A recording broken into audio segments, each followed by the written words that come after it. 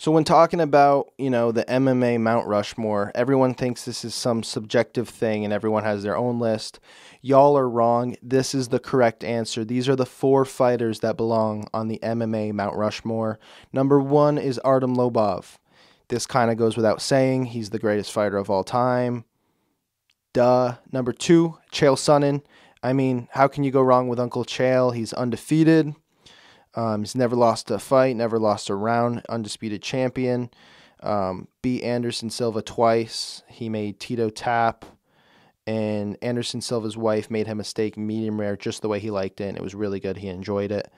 Next, we have CM Punk. It was either between CM Punk or Motivated Connor. I went with CM Punk. He's 2-0. I know he only had 2 fights in the UFC, but the way that he finished them within 15 seconds is just amazing. It's too bad we couldn't see him in the UFC more. He just performed so well when he was here.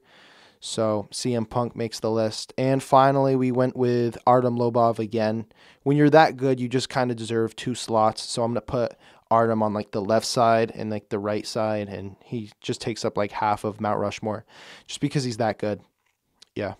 I'd like to take this time to shout out subscriber 326, Calvin Howard. You are now my favorite subscriber, and if you don't comment on this video, I'm going to have to reconsider things, maybe pick a new favorite subscriber. And right now, I'm going to actually pick my top 4, fighters that I think belong on the MMA Mount Rushmore, but it doesn't really matter because there's never going to be a Mount Rushmore with MMA fighters because, why would anyone construct that? But, yeah, these are my 4 subjective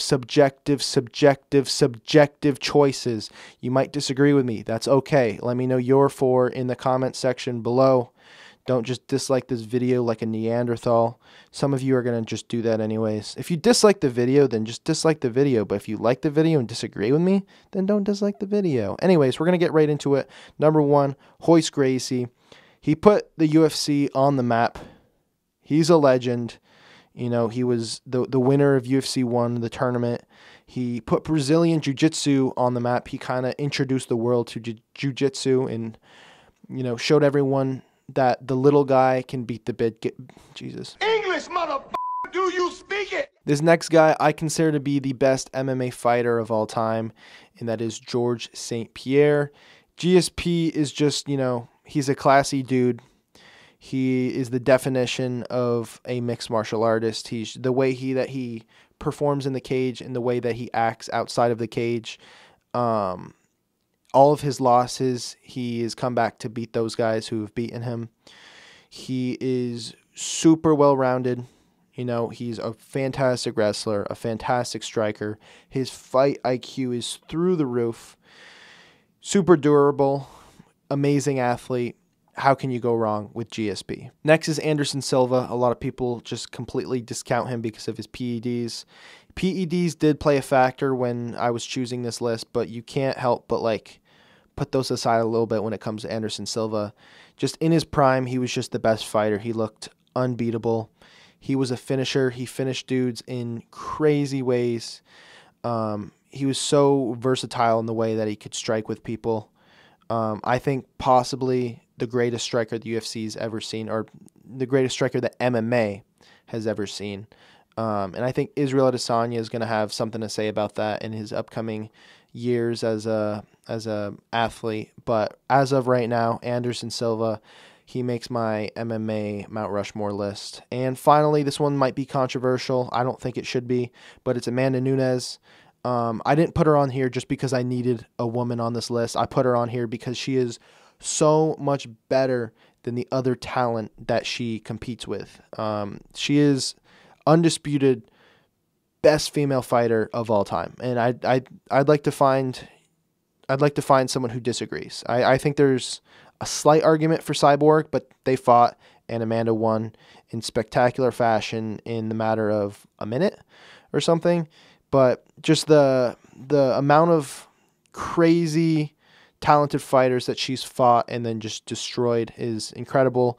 She makes her opponents look like they've never fought a day in their life, and she's just female MMA GOAT. I'm saying it. And that's my Mount Rushmore. I'm going to give you guys a few honorable mentions. Chuck Liddell, Randy Couture, Fedor Emelianenko, Daniel Cormier, Demetrius Johnson, Then there's Jon Jones. He obviously was considered. I chose Silva over him, but they're both, they're both known for their PEDs and being amazing fighters. But with all the outside of the cage shenanigans, I didn't end up putting Jon Jones on the list. The next two fighters that I considered, you guys are going to freak out about in the comment section. You're going to call me a casual, and then you're going to start crying or something. Conor McGregor and Ronda Rousey.